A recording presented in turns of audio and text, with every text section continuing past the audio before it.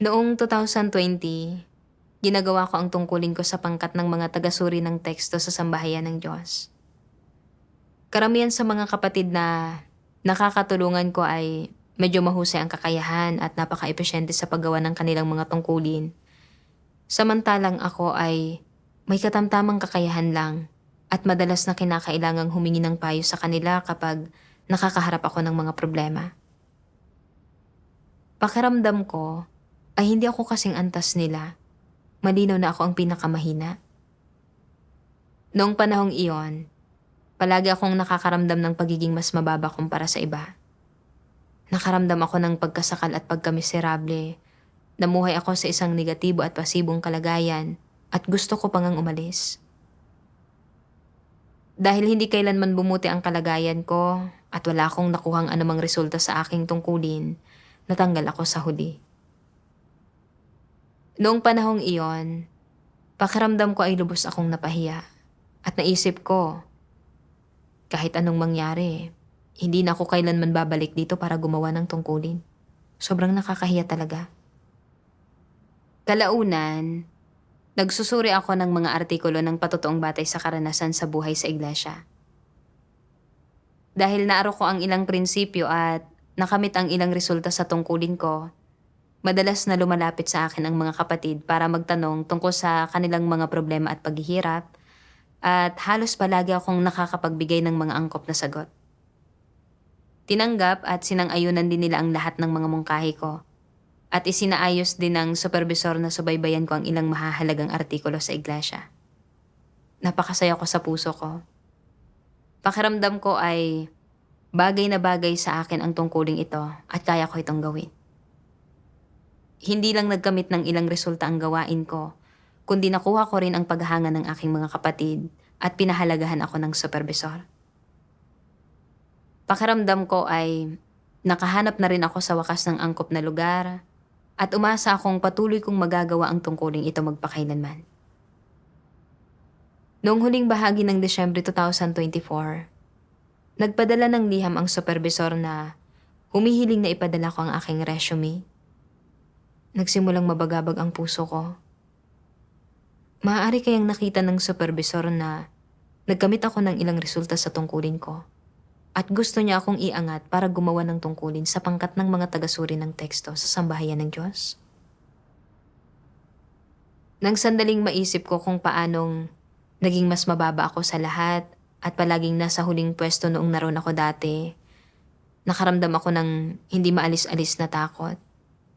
Iniisip na, ayaw ko na talagang bumalik doon para ipahiya na naman ang sarili ko. Mas makabubuti pang manahimik na lang ako at matatag na panghawakan ang kasalukuyan kong tungkulin. Kahit paano, ay may nakukuha namang ilang resulta ang gawain ko at tinahangaan din ako ng mga kapatid. Sa pag-iisip nito, ayaw ko nang ipadala ang aking resume. Kalaunan, nagpadala ng liham ang supervisor para himukin ako at saka ko lang ipinadala ang aking resume. At totoo nga, makalipas ang ilang araw, talagang nagpadala ng liham ang supervisor para ipaalam sa akin na gagawa ako ng tungkulin ko sa pangkat ng mga tagasuri ng teksto. Nabagabag at nabalisa ako. Iniisip na, mas mabuti pang manatili sa kasalukuyang kong tungkulin kaysa pumunta roon at mapahiya. Wala masyadong pressure dito at nakukuha ko rin ang paghanga ng mga nasa paligid ko. Bukod sa mahihirapan ang laman ko kung pupunta ako roon, tiyak na nasa huling pwesto na naman ako. Kung matatanggal na naman ako dahil wala akong nakuhang anumang resulta sa tungkulin ko, lubusan akong mapapahiya. Gusto ko sanang sumulat ng liham sa supervisor para sabihing mahina ang kakayahan ko at kulang ako sa kapabilidad sa gawain. At hindi ko kakayaning pasanin ang gawain kahit pa pumunta ako. Pero kung tatanggihan ko ang tungkulin, makakaramdam ako ng paninisi sa sarili at pagkabalisa sa puso ko. Sa paglipas ng mga taon, natamasa ko ang pagdidilig at pagtustos ng napakarami sa mga salita ng Diyos. Lubang nangangailangan ng mga tao ang gawain ng iglesia ngayon at kung tatanggihan ko ang tungkuling ito, magpapakita ito ng ganap na kawalan ng konsensya at labis nitong bibiguin ang Diyos. Kaya, Sumagot ako sa supervisor at sinabing handa akong tanggapin ang tungkulin. Pagkatapos, dahil sa iba't ibang kadahilanan, hiniling sa akin ng supervisor na maghintay ng ilang araw bago sumali sa pangkat. Habang naghihintay, nagsimula na naman akong mag-isip ng kung ano-ano. Ang mga kapatid sa pangkat ng mga tagasuri ng teksto ay puro may mahuhusay na kakayahan. At kung sasali ako sa pangkat, tiyak na ako ang magiging pinakamahina sa kanila. Nang maisip ko ito, pakiramdam ko ay parang may mabigat na batong nakadagan sa puso ko, kaya halos hindi ako makahinga. Nagsimula pa nga akong magsisi na pumayag ako sa kahilingan ng supervisor na akuin ang tungkuling ito.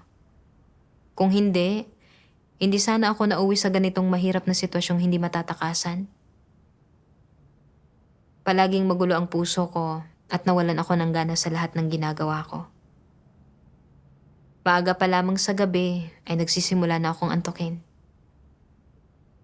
Napagtanto ko na hindi tama ang kalagayan ko, kaya nagdasal ako at naganap. O Diyos, hindi pa nga ako nagsisimulang gumawa ng tungkulin ko, gusto ko nang umatras. Alam ko na hindi tama ang kalagayan ko. Pakiusap, bigyang liwanag at akayin mo akong maunawaan ang iyong layunin at matutuhan ang aking aral. Pagkatapos magdasal, naisip ko ang mga salitang ito ng Diyos. Kapag ang isang tao ay tumanggap ng atas ng Diyos, may pamantayan ang Diyos sa paghusga kung ang mga pagkilos ng isang tao ay mabuti o masama, kung ang tao ay may pagpapasakop, at kung ang tao ay nakatugon sa mga layunin ng Diyos, at kung ang kanyang mga gawa at pag-uugali ba ay pasok sa pamantayan. Ang pinahahalagahan ng Diyos ay ang puso ng tao, hindi ang panlabas nilang mga ginagawa. Hindi ito isang kaso na dapat pagpalain ng Diyos ang isang tao basta gumagawa siya ng isang bagay, sa paanong paraan man nila ito ginawa. Ito ay isang maling pagkaunawa ng tao sa Diyos.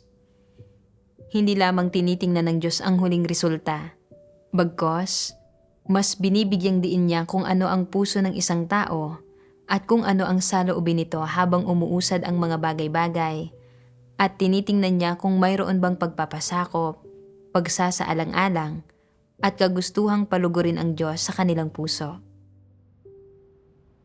Matapos basahin ang mga salita ng Diyos, naunawaan ko na may aral akong dapat matutuhan sa katunayang hindi isinaayos ng supervisor na sumali ako sa pangkat sa mga nakalipas na araw. Kahit na pumayag akong gawin ang tungkuling ito, sa puso ko, hindi ako tunay na nagpasakop at hindi nakita ng Diyos na sincero ang puso ko. Umasa ang Diyos na kapag dumating ang tungkulin sa akin, magagawa kong isaalang-alang ang kanyang mga layunin at tanggapin ang tungkulin, taglay ang pagnanais na magpasakop at bigyang kasiyahan siya. Pero ang inisip ko lang ay ang sarili kong pride. Natakot ako ang magiging pinakamahina sa pangkat at mapapahiya ako, kaya gusto kong umatras. Kahit na napilitan lang akong tanggapin ang tungkuling ito, sa pakikipagtulungan sa iba kalaunan at kapag nakita kong hindi ako kasing galing nila, mauuwi pa rin ako sa pagkalugmok sa negatibong kalagayan dahil sa pagnanais na maiwasan ang kahihiyan. At baka abandonahin ko pang aking tungkulin. Naramdaman ko kung paano sinisiyasat ng Diyos ang kaibuturan ng puso ng tao at napagtanto ko rin ang masisiding layunin ng Diyos. Kaya hindi pa ako itinatalaga na sumali sa pangkat nitong mga nakalipas na araw ay para tulutan akong hanapin ang katotohanan, magnilay, makilala ang sarili ko at lutasin ang aking tiwaling disposisyon para hindi na ako magapos ng pride at katayuan at upang tunay kong matanggap ang aking tungkulin. Hindi ko maaaring palampasin ang pagkakataong ito para makamit ang katotohanan. Kaya nagpatuloy ako sa pananalangin at paghahanap sa katotohanan para malutas ang mga problema ko. Nagbasa ako ng isang sipi ng mga salita ng Diyos at nagkamit ng kaunting pagkaunawa sa mga problema ko. Sabi ng Diyos, ano ang pangunahing tinitingnan ng Diyos sa isang tao? Tinitingnan niya kung kaya niyang tanggapin ang katotohanan at isagawa ang katotohanan at kung anong landas ang tinatahak niya sa pananampalataya niya sa Diyos. Paano sinusukat ng Diyos kung kaya ng isang tao na isagawa ang katotohanan? Tinitingnan niya kung kaya nitong hanapin ang katotohanan at umasa sa Diyos kapag may mga nangyayari sa kanya. Kapag mayroon siyang mga paghihirap at hadlang sa puso niya na nakakaapekto sa paggampanya ng tungkulin at sa pagsasagawa niya ng katotohanan, tinitingnan ng Diyos kung ano ang pinipili niya at kung anong landas ang tinatahak niya. Halimbawa, ipagpalagay ng binigyan ka ng 2 tungkulin na pagpipilian. Ang isa ay nagpapahintulot sa iyo na makita. Ito ay madali at walang kaakibat na anumang pisikal na hirap.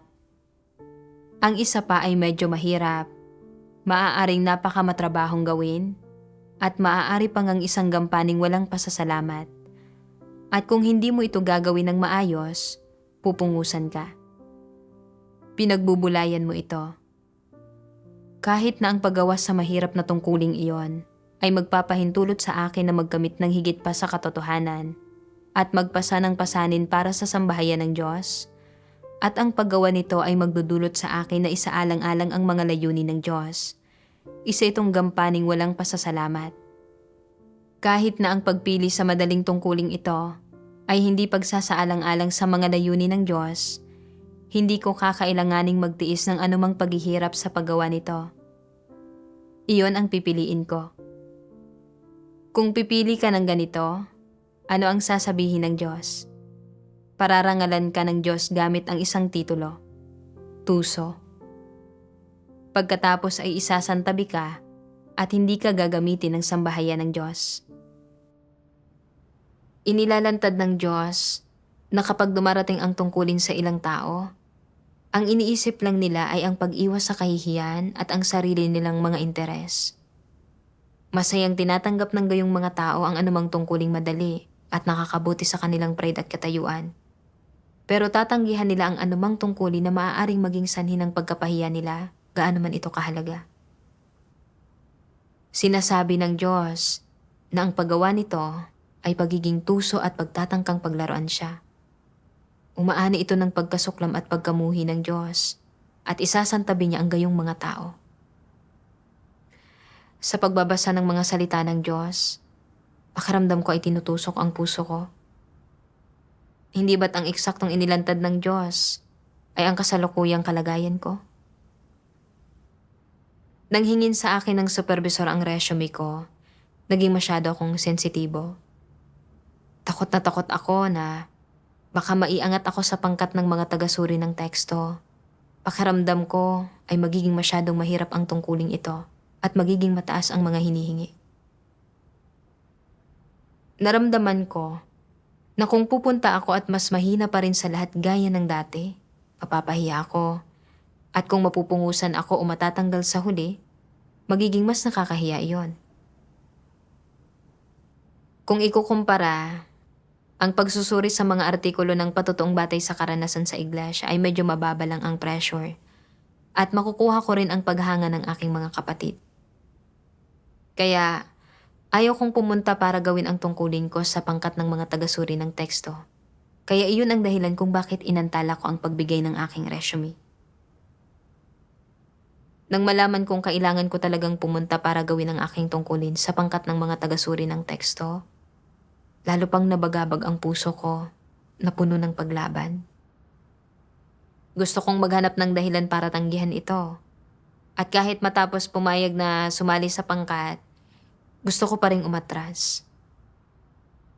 Nang maiangat ako, ang inisip ko lang ay kung ano ang magagawa ko para maiwasang mapahiya.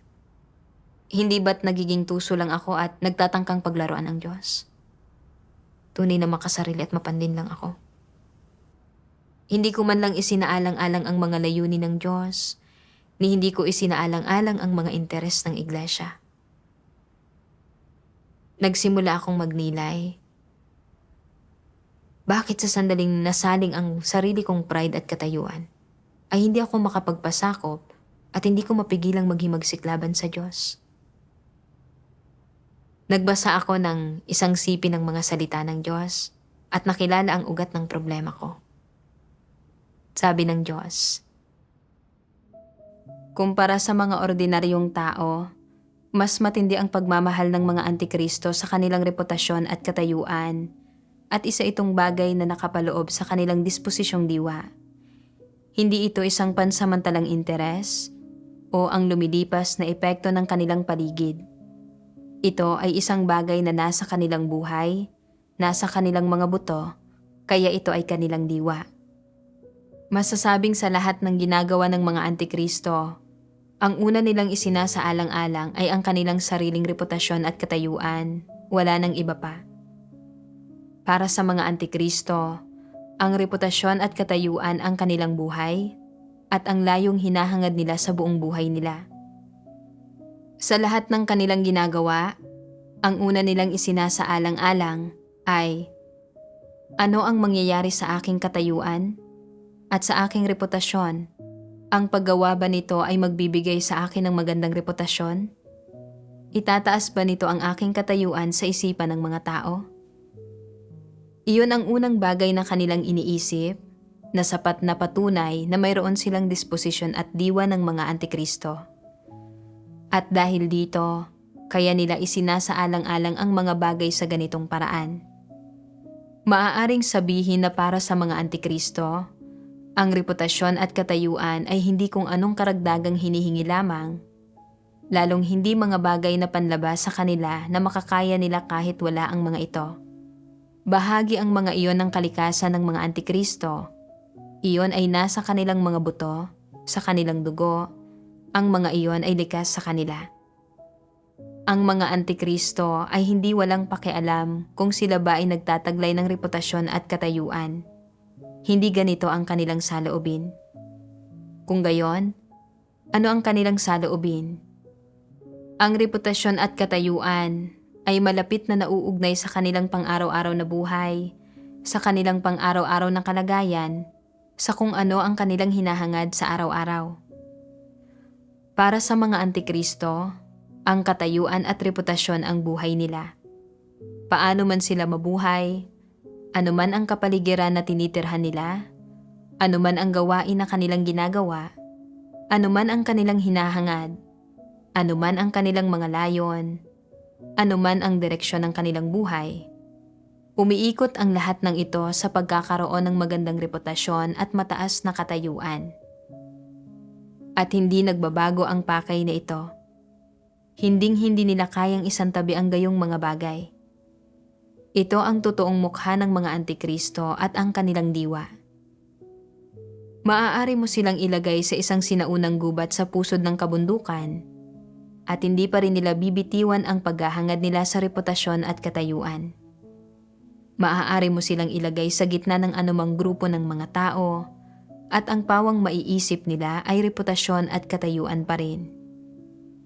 Kahit na nananampalataya sa Diyos ang mga antikristo, itinutumbas nila ang paghahangad sa reputasyon at katayuan sa pananalig sa Diyos at tinatrato ang dalawang bagay na ito ng magkapantay. Ibig sabihin, habang tinatahak nila ang landas ng pananalig sa Diyos, hinahangad din nila ang kanilang sariling reputasyon at katayuan. Masasabi na sa puso ng mga antikristo, ang paghahangad sa katotohanan sa kanilang pananampalataya sa Diyos ay ang paghahangad sa reputasyon at katayuan, at ang paghahangad sa reputasyon at katayuan ay ang paghahangad din sa katotohanan. Ang magkamit ng reputasyon at katayuan ay ang makamit ang katotohanan at buhay.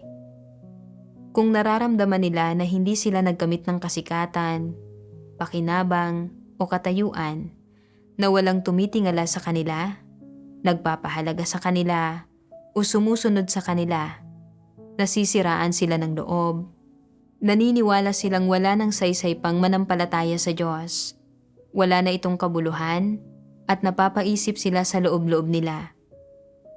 Nabigo ba ako sa pananampalataya sa Diyos ng ganito? Wala na ba akong pag-asa? Madalas na kinakalkula nila ang gayong mga bagay sa kanilang puso.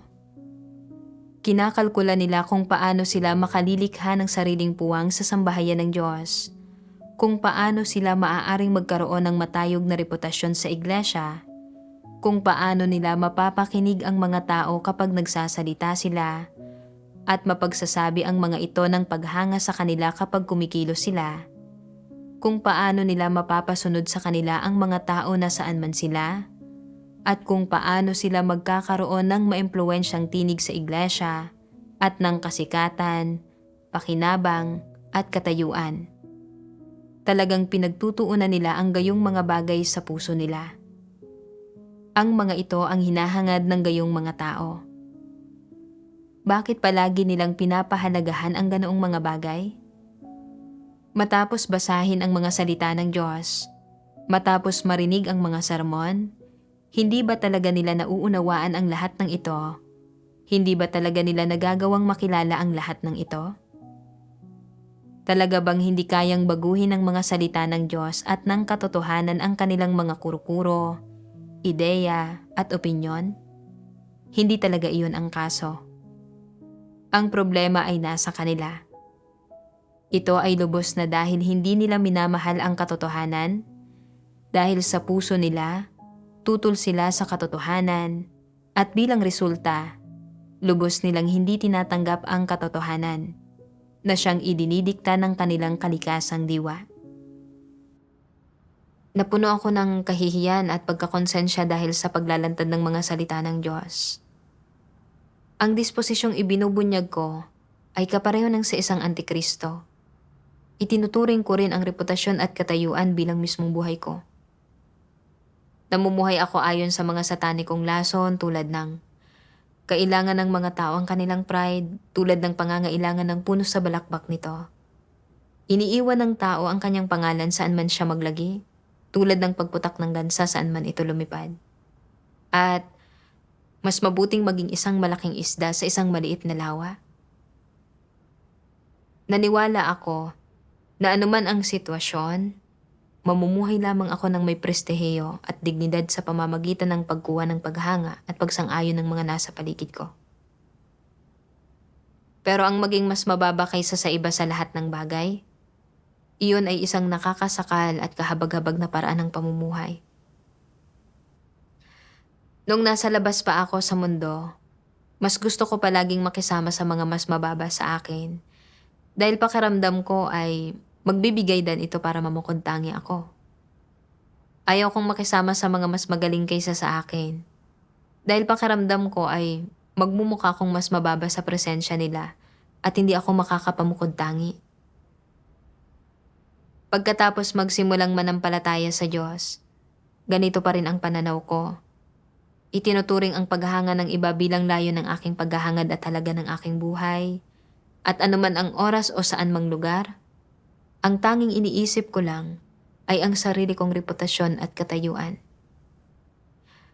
Nang gawin ko ang aking tungkulin sa pangkat ng mga tagasuri ng teksto at makitang ang mga sister na nakakatulungan ko ay mas magaling kaysa sa akin sa lahat ng bagay at hindi ako makapantay sa kanila, nakaramdam ako ng pagkasakal at pagkamiserable at nalugmok sa pagdurusa.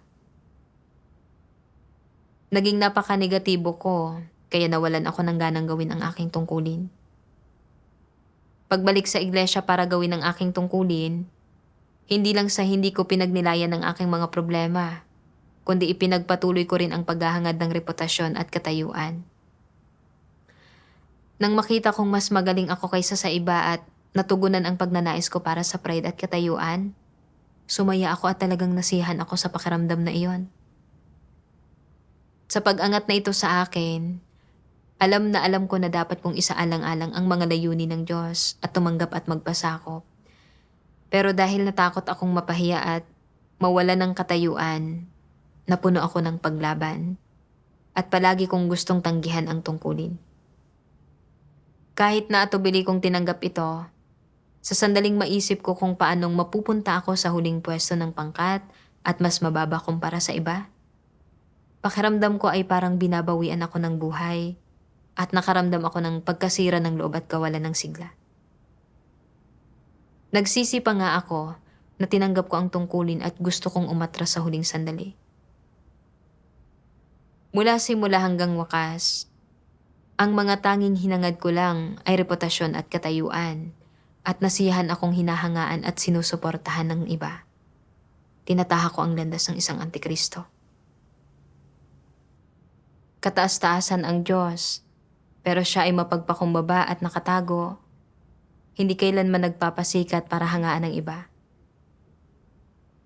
Ako, na isang taong lubhang ginawang tiwali ni Satanas, puno ng karumihan, at walang anumang karapat-dapat na purihin, ay palagi pa rin gustong hangaan ng iba. Tunay na wala akong kahihiyan. Itinuring kong mas mahalaga ang reputasyon at katayuan kaysa sa katotohanan, at mas mahalaga kaysa sa paggawa ng aking tungkulin bilang isang nilikha. Para maprotektahan ang aking reputasyon at katayuan, gusto ko pangang tanggihan ang tungkulin. Tunay na wala akong anumang pagkatao. Naisip ko kung paanong palaging naghahangad si Pablo ng reputasyon at katayuan para hangaan at sambahin siya ng mga tao. Pero hindi niya hinangad ang katotohanan o kinilala ang kanyang sarili. Hindi nagbago ang kanyang disposisyon kahit katiting, ni hindi siya nagkaroon ng anumang tunay na takot o pagpapasakop sa Diyos. Pinatutuhanan pa nga niya na para sa kanya, ang mabuhay ay si Kristo.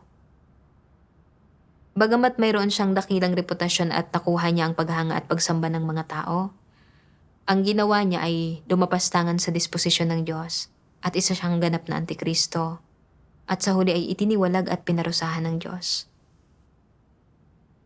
Kung hindi ako magsisisi, sa huli ay matitiwalag at mapaparusahan lang din ako tulad ni Pablo. Nang mapagtanto ito, nanalangin ako sa Diyos. O Diyos, sa puso ko, tinanggihan ko ang tungkulin ko alang-alang sa reputasyon at katayuan at wala akong tunay na pagpapasakop sa iyo. Tunay na hindi ako karapat-dapat na mabuhay sa iyong harapan. Ayaw ko nang mamuhay pa ayon sa mga lason ni Satanas. Handa akong maging magsiklaban sa aking sarili at magsagawa ng katotohanan para palugurin ka. Pakiusap, akayin mo ako. Kalaunan, nakabasa pa ako ng mga salita ng Diyos at natutuhan ko kung paano ako dapat magsagawa para umayon sa mga layunin ng Diyos. Sabi ng Diyos, walang sino man sa inyo ang gumagampan ng inyong tungkulin sa sambahayan ng Diyos ngayon nang nagkataon lang.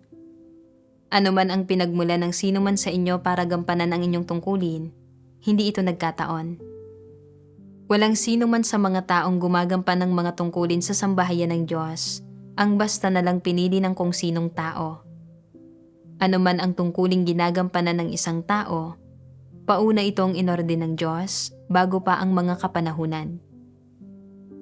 Ang iyong tangkad, ang iyong hitsura, ang hitsura ng iyong mga mata, ang iyong pangangatawan, ang kalagayan ng iyong kalusugan, ang iyong mga karanasan sa buhay sa partikular na edad at kung aling mga tungkulin ang kaya mong pasanin, at kung anong uri ng kakayahan at abilidad ang taglay mo. Ang mga ito ay matagal ng paunang inorde ng Diyos para sa iyo at tiyak na hindi ngayon lang isinaayos.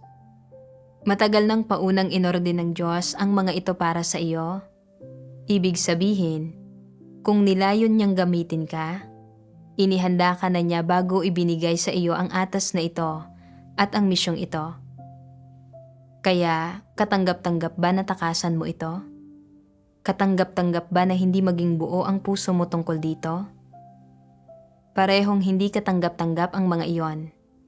Binibigo mo ang Diyos kung magkagayon. Ang pinakamalaking pagre-rebelde ay ang ipagkanulo ng mga tao ang kanilang tungkulin. Ito ay isang karumal-dumal na gawa. Nag-isip ng masidhi ang Diyos na pauna niyang itinadhana bago pa ang mga kapanahunan na makarating ka sa araw na ito at mapagkatiwalaan ang misyong ito. Hindi ba't ang misyong ito ang iyong responsibilidad kung gayon? Hindi ba't ito ang mismong halaga ng iyong buhay? Kapag natupad mo ng maayos ang tungkulin mo, nakumpleto ang atas ng Diyos, namuhay ka sa buong buhay mo para sa misyon mo at sa iniatas ng Diyos sa iyo. Mayroon kang magandang patotoo, at namumuhay ka ng may halaga.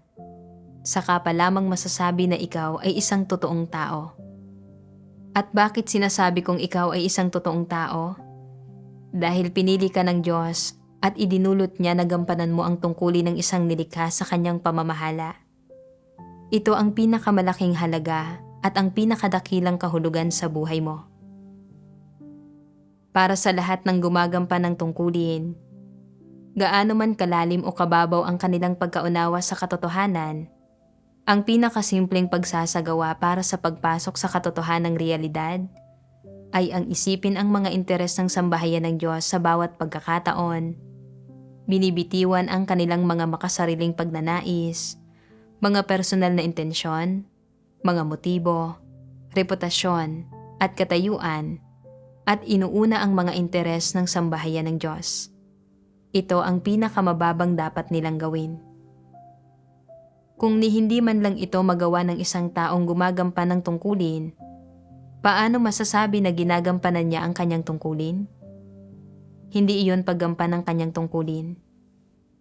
Dapat mo munang isipin ang mga interes ng sambahayan ng Diyos, isaalang-alang ang mga layunin ng Diyos, at ikonsidera ang gawain ng iglesia. Unahin mo muna ang mga bagay na ito. Pagkatapos niyan, saka mo lamang maaaring isipin ang katatagan ng iyong katayuan o kung ano ang tingin sa iyo ng iba. Hatiin ito sa 2 hakbang. Gumagawa ng kaunting kompromiso. Hindi ba't nararamdaman ninyo na ginagawa nitong medyo mas madali ang mga bagay-bagay? Kung magsasagawa ka ng ganito sa loob ng ilang panahon, mararamdaman mo na ang pagpapalugod sa Diyos ay hindi isang mahirap na bagay.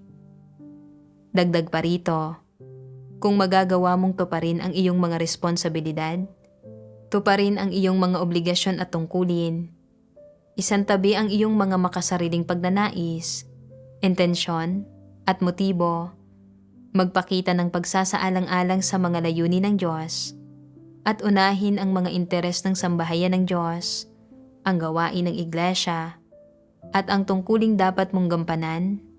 Kung gayon, pagkatapos dumanas ng ganito sa loob ng ilang panahon, mararamdaman mo na ang pag-asal sa ganitong paraan ay mabuti, na dapat mamuhay ang tao sa isang matapat at hayag na paraan, at na hindi dapat mamuhay ang tao ng walang paninindigan, marumi, at mababang uri, kundi sa halip ay dapat siyang maging marangal at makatarungan. Mararamdaman mo na ito ang wangis na dapat isabuhay ng isang tao. Unti-unti, mababawasan ang pagnanais mong bigyang kasiyahan ang sarili mong mga interes. Pinainit ng pagbabasa sa mga salita ng Diyos ang puso ko. Nakaramdam ako ng kaliwanagan at ng pagkakaroon ng landas pasulong. Kung ano ang aking kakayahan, kung anong mga karanasan ang mayroon ako, at kung anong mga tungkulin ang ginagawa ko sa isang tiyak na oras, ang lahat ng bagay na ito ay matagal nang paunang inorde ng Diyos. Ngayon, naiangat ako para gawin ang tungkulin ko sa pakikipagtulungan sa mga kapatid na may mas mahuhusay na kakayahan kaysa sa akin. Hindi ito pagsasaayos ng sinumang individual, ni hindi rin ito sinasadyang pagpapahirap sa akin ng sinuman para mapahiya ako. Ang lahat ng ito ay dahil sa kataas-taasang kapangyarihan at mga pagsasaayos ng Diyos.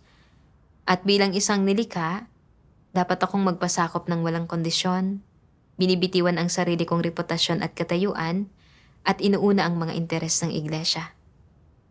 Ito ang tanging paraan para mamuhay ng bukas at matapat. Nang maunawaan ang mga layunin at hinihingi ng Diyos, nakaramdam ng kapanatagan ang puso ko. Inalala ko kung paanong gumawa ako ng tungkuling nakabatay sa teksto sa mga nakalipas na ilang taong ito at naarok ang ilang prinsipyo. Ngayon, isinaayos ng supervisor na gawin ko ang tungkuling ito alinsunod sa mga prinsipyo. Kailangan kong bitiwan ang sarili kong pride at mga interes, tanggapin ang tungkulin, at gawin ang lahat ng aking makakaya para magampanan ang gawain. Kung ako pa rin ang pinakamahina sa pangkat sa kabila ng mga pagsisikap ko, O kung pagkalipas ng ilang panahon ay matanggal uli ako dahil hindi sapat ang kakayahan ko sa tungkulin, tatanggapin at magpapasakop din ako. Ayaw ko nang magapos at malimitahan pa ng aking pride. Noong nagninilay ako sa aking sarili, napagtanto kong may kinikimkim akong maling pananaw.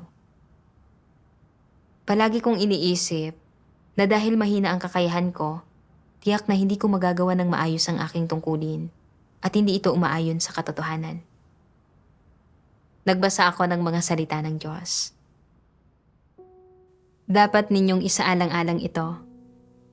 May kaugnayan ba ang pagkaunawa at paggamit ng katotohanan sa hitsura, kakayahan, antas ng edukasyon, sirkumstansya ng kapanganakan, edad, kapaligiran ng pamilya, mga kalakasan, o mga profesional na kasanayan na pinagkadalubhasaan ng mga tao? Sa pangkalahatan, masasabing hindi nauugnay ang mga ito. Ang ilang tao ay medyo may mahinang kakayahan, pero sila mismo ay napaka-praktikal. Ibinubuhos nila ang buong lakas na mayroon sila, hindi nagpapakatuso at nanlilin lang, at sila ay masinop at umaako ng responsibilidad sa mga bagay-bagay. Kapag nagkakamali sila, nagagawa nilang tanggapin ang katotohanan at magsagawa ng ayon sa mga prinsipyo. Kapag may mga paghihirap sila, nagagawa nilang hanapin ang katotohanan. Patuloy na bumubuti ang mga resulta ng paggampan nila ng tungkulin nila, at bagamat minamaliit sila ng mga taong may kaloob, gusto ng Diyos ang ganitong uri ng tao. Kapag nagbibigay ng biyaya ang Diyos sa mga tao at tinutulutan silang maunawaan ang katotohanan, hindi niya tinitingnan ang kanilang hitsura, antas ng edukasyon, kalidad ng kanilang kakayahan, o ang kanilang kahusayan sa pagsasalita. Hindi tinitingnan ng Diyos ang alinman sa mga ito. Ano ang dapat na pangunahing pagtuunan sa pananampalataya sa Diyos? Hindi mahalaga kung mataas o mababa ang iyong kakayahan, kung mayroon kang espiritual na pangunawa, o kung anong uri ng pagpupungos ang kinakaharap mo. Wala sa mga ito ang pinakamahalaga. Kaya, ano ang pinakamahalagang bagay ngayon? Ito ay kung paano kayo pumapasok sa katotohanang realidad. Para magawa ito, ano ang pinakapundamental na bagay na dapat taglayin ng isang tao? Dapat siyang magkaroon ng isang sinserong puso. At ano ang mga pagpapamalas ng pagkakaroon ng isang sinserong puso? Kapag may nangyayari sa iyo, hindi ka kumikilos ng tuso, hindi mo isinasaalang-alang ang sarili mong mga interes, hindi ka nagpapakanalaban sa iba, at hindi ka kumikilos ng may panlilinlang tungo sa Diyos. Kung susubukan mong linlangin ang Diyos at hindi ka sincero sa Kanya, ganap ka ng tapos at hindi ka ililigtas ng Diyos. Kaya ano pa ang saysay ng pag-unawa sa katotohanan?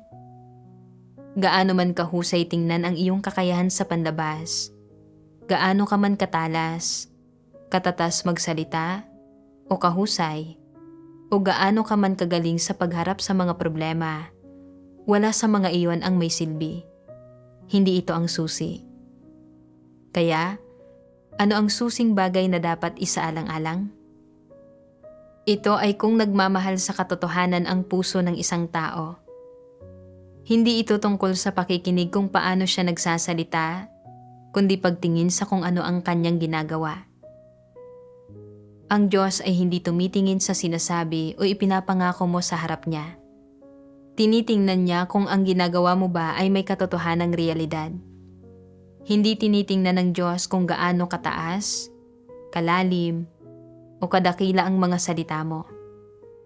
Kahit na gumawa ka ng isang maliit na bagay, kung nakikita ng Diyos ang sinseridad mo sa bawat kilos mo, sasabihin niya, "Taimtim na nananampalataya sa akin ang taong ito." Hindi siya kailanman nagsabi ng mga ingranding pahayag. Nananatili siya sa kanyang wastong katayuan. Bagamat hindi siya nakagawa ng malaking ambag sa sambahayan ng Diyos at mahina ang kanyang kakayahan, sa lahat ng ginagawa niya ay napakatatag niya at may sinseridad siya. Ano ang nilalaman ng sinseridad na ito? Naglalaman ito ng takot at pagpapasakop sa Diyos, pati na rin ang tunay na pananalig at pag-ibig. Nasa loob nito ang lahat ng nais makita ng Diyos. Nakita ko mula sa mga salita ng Diyos na hindi ang kakayahan ang pinakakritikal na sali kung magagawa mo ba ng maayos ang tungkulin mo. Ang ilang kapatid na nakasalamuha ko noon ay may napakahusay na kakayahan. Kapag binabasa nila ang mga prinsipyo, hindi lang nila nauunawaan ang mga pangunahing punto kundi nakakagawa rin sila ng mga hinuha at maraming tao ang naiinggit at tumahanga sa kanila. Pero ang mga disposisyon nila ay lubang mapagmataas at hindi nila tinanggap ang katotohanan kahit katiting. Nang mapungusan sila, naging negatibo sila at lumaban at nag-asta pangang mataas at isinuko ang kanilang tungkulin at sa huli ay natanggal at natiwalag. May ilang tao na may mga kaloob, magagaling magsalita at napaka-epesyente sa kanilang gawain. Pero determinado silang hangarin ang reputasyon at katayuan. Sinusupil at ibinubukod iyong mga hindi sumasang-ayon sa kanila at gumagawa ng lahat ng uri ng kasamaan. Sa huli, pinatalsik sila. Sa kabilang banda, bagamat may ilang kapatid na may katamtamang kakayahan, ginagawa nila ang kanilang tungkulin ng may sinserong puso at talagang nakakapagbayad sila ng halaga at nakapagsisikap. Taimtim nilang ginagawa ng maayos ang bawat isang bagay at nagagawa nilang ibuod ang kanilang mga paglihis at agad na magbago. Kaya pahusay sila ng pahusay sa paggawa ng kanilang tungkulin. Sa pagbabalik tanaw, ang pagkatanggal ko noon ay hindi ganap na dahil hindi umabot sa hinihinging pamantayan ang kakayahan ko, kundi dahil hindi ko inaasikaso ang mga tamang gawain ko at hinahangad ko lang ang reputasyon at katayuan. Natanggal lang ako dahil nang mapungusan ako, hindi ko ito tinanggap o hindi ako nagbago. Sa totoo lang, bagamat katamtaman ang kakayahan ko, hindi ako tinrato ng hindi patas ng Diyos. At nang itinama ko ang aking mga intensyon, sinapuso ang tungkulin ko, at nagbayad ng halaga, nararamdaman ko rin ang paggabay ng Diyos at nauunawaan ang ilang prinsipyo. Kaya hindi naman talaga ito dahil sa hindi ako pasok sa pamantayan. Ang magkaroon ako ng pagkakataon na maiangat muli para gawin ang tungkulin ko sa pangkat na ito ay biyaya ng Diyos. At dapat akong magsumikap na magawa ng maayos ang tungkulin ko para suklian ang pagmamahal ng Diyos. Naisip ko ang marami pa sa mga salita ng Diyos. Magkakaiba ang mga tungkulin, pero iisa lang ang katawan. Dapat gampanan ng bawat isa sa inyo ang sarili ninyong tungkulin, manatili sa sarili ninyong lugar at gawin ang inyong pinakamakakaya. Magbigay ng liwanag na katumbas ng init na mayroon kayo at hangarin ang pagiging may gulang sa buhay. Sa gayon ay masisiyahan ako. Lalo pang pinagliwanag ng mga salita ng Diyos ang puso ko. Magkakaiba ang kakayahan at mga kalakasang ibinibigay ng Diyos sa bawat tao. At lahat ay may mga kalakasan at pagkukulang. Kung magagawa mong mahanap ang sarili mong lugar at magampanan ng maayos ang iyong papel habang hinahangad ang katotohanan at tumutuon sa buhay pagpasok, kung gayon ay nasisihan ang Diyos dito. Bagamat katamtaman ang kakayahan ko, handa akong makipagtulungan ng may pagkakasundo sa mga kapatid, punan ang aking mga kakulangan ng kanilang mga kalakasan at gawin ang lahat ng aking makakaya. Tumuon sa pagninilay sa aking sarili at paghahangad ng katotohanan sa tungkulin ko, at kusang loob na magpasakop sa mga pamamatnugot at pagsasaayos ng Diyos. Gamitin ang mga aktwal kong karanasan para magpatotoo sa Diyos.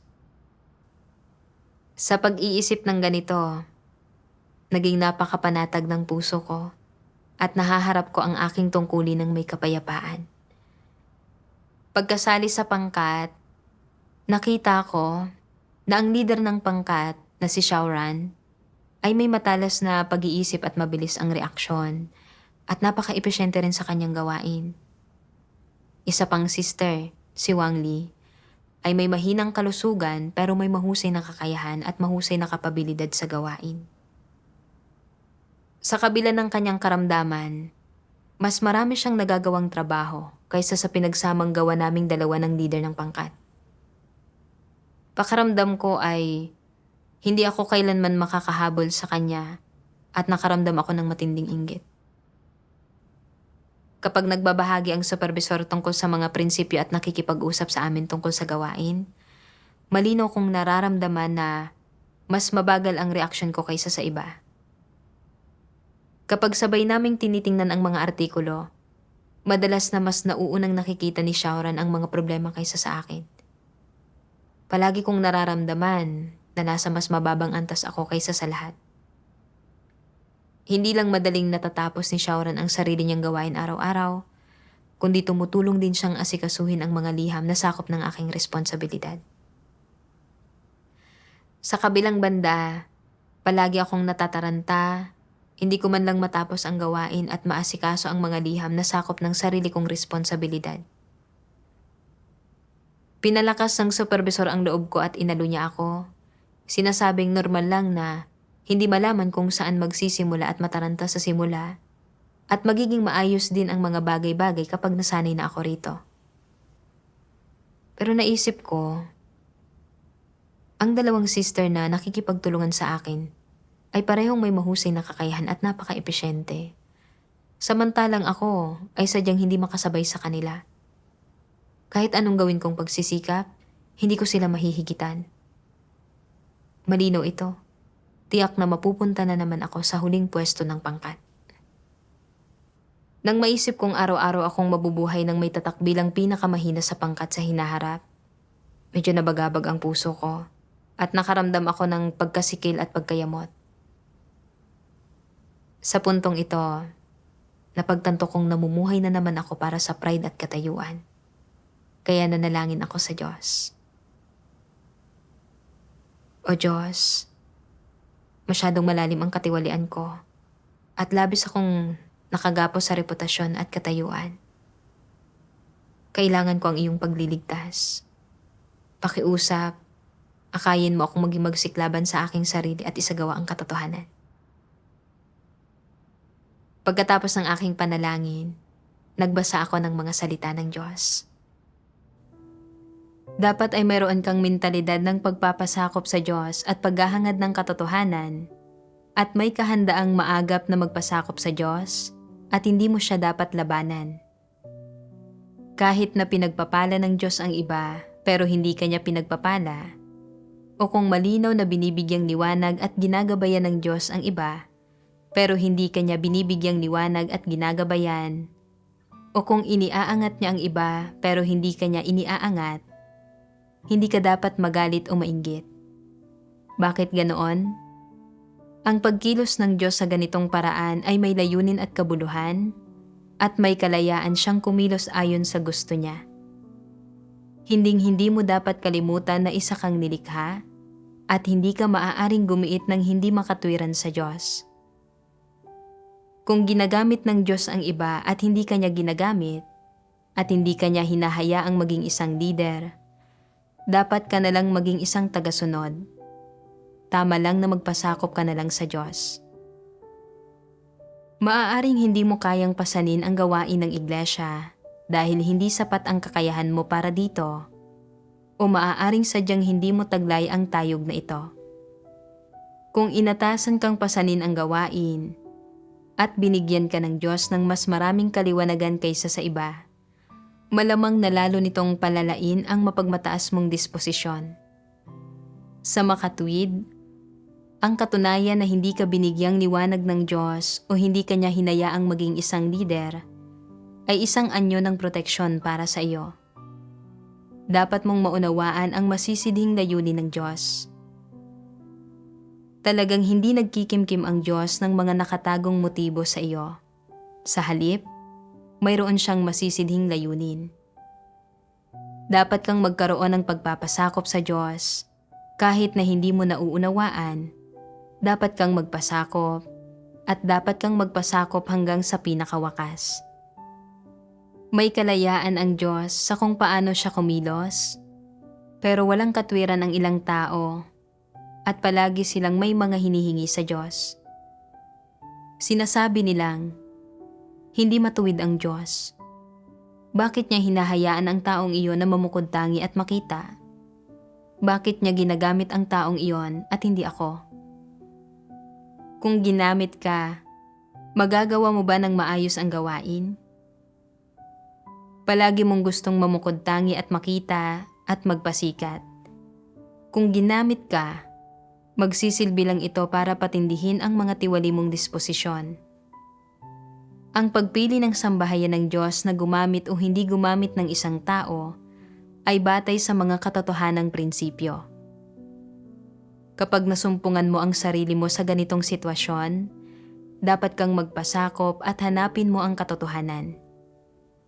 Kung, sa pamamagitan ng paghahanap sa katotohanan, pagninilay sa sarili mo, at paghihimay sa sarili mo, nakikita mo na ang iyong pagnanais at ambisyon para sa katayuan at prestihiyo ay napakatindi pa rin, dapat mong mapagtanto na ganap na makatwiran para sa Diyos na gamitin ang iba at hindi ka gamitin, at na isa rin itong anyo ng proteksyon para sa iyo.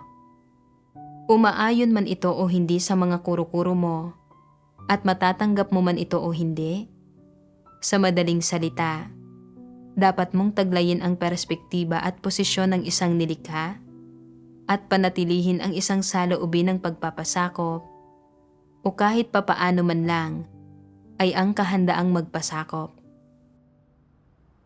Agad na pinagliwanag ng mga salita ng Diyos ang puso ko at naunawaan ko rin ang masisiding layunin ng Diyos. Dahil masyadong matindi ang pagnanais ko para sa reputasyon at katayuan, talagang nasihan ako sa pakiramdam na iyon na hinahangaan ng iba kapag lumalapit sa akin ang mga kapatid para sa anumang katanungan tungkol sa pagsusuri ng mga artikulo sa iglesia. Naging dahilan ito upang lalo pang tumindi ang aking mapagmataas na disposisyon at naging kontento na ako sa sarili at hindi nagsikap na umusad. Ngayon, sa pagharap sa mga taong mas magaling kaysa sa akin, malinaw ko nang nakikita sa wakas ang tunay kong tayog at nakikilala ang sarili kong mga kakulangan. Ito ang magtutulak sa akin para masangkapan ang aking sarili ng mga katotohanang prinsipyo at makausad sa paggawa ng tungkulin ko. Magandang pagkakataon din ito para sa akin na hanapin ang katotohanan at para lumago ang buhay ko. Kung hindi ko naranasan ang pag-angat na ito sa akin, pinupuri ko pa rin sana ang aking sarili. Walang kahihiyang nasisiyahan sa paghanga ng iba. Ang ginawa ng Diyos ay napakakapakipakinabang sa akin at pinoprotektahan niya ako. Handa akong magpasakop sa mga pamamatnugot at pagsasaayos ng Diyos. Tumuon sa paghahangad ng katotohanan, magbuhos ng higit na pagsisikap sa mga prinsipyo, matuto mula sa mga kalakasan ng iba para mapunan ang sarili kong mga kakulangan, at pasanin ang aking tungkulin sa lalong madaling panahon.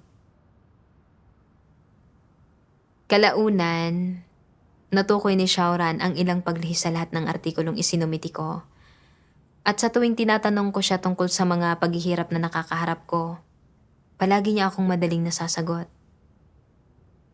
Sa tuwing nangyayari ang mga bagay na ito, pakiramdam ko pa rin ay napakarami kong kakulangan at hinahanap-hanap ko pa nga ang mga araw na ginagawa ko ang tungkulin ko sa iglesia at kinaiinggitan at hinahangaan ako ng iba. Gayunpaman, nakakapanalangin ako ng may kamalayan para maging magsiklaban sa laman at hindi malimitahan ang aking reputasyon. Batid na ang lahat ng isinasaayos ng Diyos ay ang pinakamainam. Mahina ang abilidad kong umarok at ang maunawaan ang mga prinsipyo at makamit ang ilang bagay sa pamamagitan ng pagbabahagi ng iba ay biyaya ng Diyos. Bagamat ibinunyag ng mga bagay na ito na nangyari sa akin ang marami sa mga kakulangan at pagkukulang ko, natutuhan kong mas manalangin sa Diyos kapag may mga nangyayari sa akin. Bitiwan ang aking pride at mas humingi ng payo mula sa mga kapatid. Sa pamamagitan ng tulong ng lahat, nagkaroon ako ng mas malinaw na pagkaunawa sa mga katotohanang prinsipyo sa iba't ibang aspekto at nakausad ako ng kaunti kumpara dati, kapwa sa paggawa ng aking tungkulin at sa aking buhay pagpasok. Pinasasalamatan ko ang Diyos mula sa aking puso.